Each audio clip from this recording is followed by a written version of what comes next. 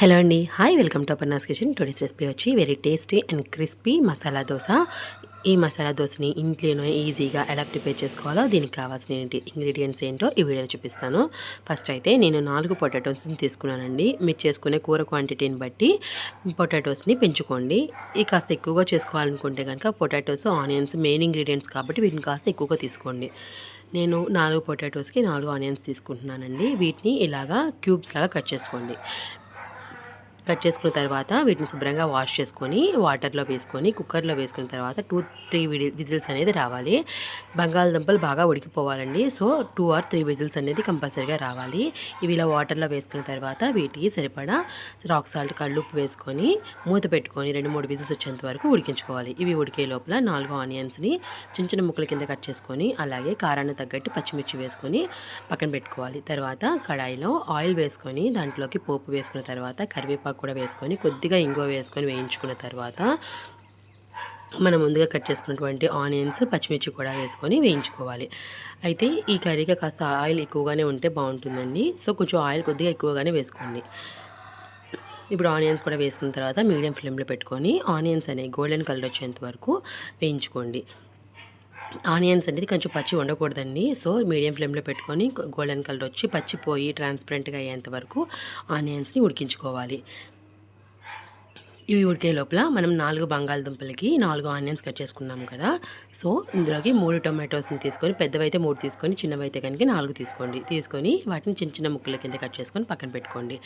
ఈ ఆనియన్స్ అనేవి మొత్తం పూర్తిగా ఉడికిన తర్వాత అప్పుడు టొమాటోస్ని కూడా యాడ్ చేసుకొని కలుపుకోవాలి. ఈ టొమాటోస్ కూడా యాడ్ చేసుకున్న తర్వాత కొద్దిగా సాల్ట్ వేసుకొని ఉడికించుకోవాలి. అప్పుడు ముక్కల్లోకి సాల్ట్ అనేది పడుతుంది కాబట్టి కొద్దిగా సాల్ట్ వేసుకొని ఉడికించుకోండి.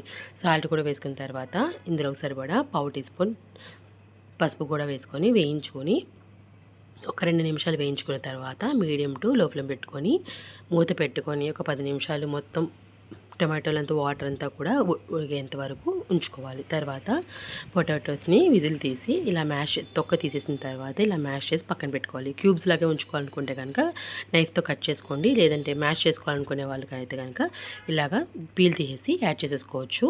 తర్వాత 10 నిమిషాల తర్వాత ఈ కర్రీ మొత్తం వాటర్ అంతా ఎవాపరేట్ అయిపోయి దగ్గర పడుతుందండి. సో ఇలా ఆయిల్ పైకి తగిలిన తర్వాత మనం ముందుగా ఉడకబెట్టుకున్న పొటాటోస్ని కూడా ఇందులో యాడ్ చేసుకోవాలి. ఇవి మెత్తగా ఉడికిపోయాయి కాబట్టి కర్రీలో వేయంతోనే మనకి ముక్కల కింద విడిపోతాయి కాబట్టి కట్ చేసుకోనక్కర్లేదు.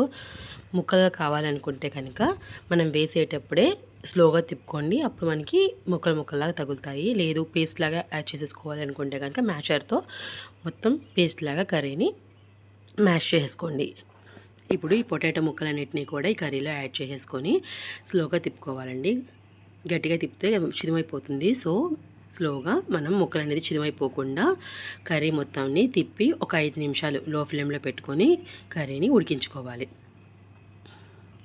ఇలా తిప్పుకొని మూత పెట్టుకొని ఆయిల్ మొత్తం పైకి తేలిన తర్వాత ఇందులోకి కొద్దిగా కసూరి మేతి అలాగే సాల్ట్ ఆల్రెడీ యాడ్ చేసాము కాబట్టి బంగాళదుంపల్లో కూడా మనం సాల్ట్ వేసాము. సో చూసి తగ్గితే కనుక వేసుకోండి. అలాగే కొద్దిగా కారం, కసూరి మేతి, 1/2 టీ స్పూన్ ధనియాల పొడి వేసుకొని కలుపుకొని దగ్గర పడిన తర్వాత స్టవ్ ఆఫ్ చేసి సర్వ్ చేసుకుంటే మసాలా కర్రీ అనేది రెడీ అయిపోయింది. దీనికి ఇప్పుడు కాంబినేషన్గా దోశ ప్రిపేర్ చేసుకుందామండి. స్టవ్ వెలిగించి పెనం పెట్టుకొని వేడెక్కిన తర్వాత అప్పుడు మనం పెనం మీద పిండి వేసుకొని అట్టు మనం ఎలా వేసుకుంటున్నామో రెగ్యులర్గా సేమ్ అదే బ్యాటర్తో దోశ అనేది వేసుకోవాలి. ఇలా వేసుకున్న తర్వాత దీనికి మనం గీ కానీ బటర్ కానీ ఆయిల్ కానీ ఏదైనా పర్వాలేదండి, మీ ఇష్టం. నేను ఆయిల్ వేసిన తర్వాత సపరేట్గా మళ్ళీ దోశ మీద కొద్దిగా గీ అనేది యాడ్ చేస్తున్నాను. గీ ప్లేస్లో మీరు బటర్ కూడా యాడ్ చేసుకోవచ్చు. నేను ఇందులోకి గ్రీన్ పీస్ అనేవి ఎక్స్ట్రాగా యాడ్ చేస్తున్నాను. కావాలనుకుంటే యాడ్ చేసుకోవచ్చు, లేదంటే స్కిప్ చేసుకోవచ్చు.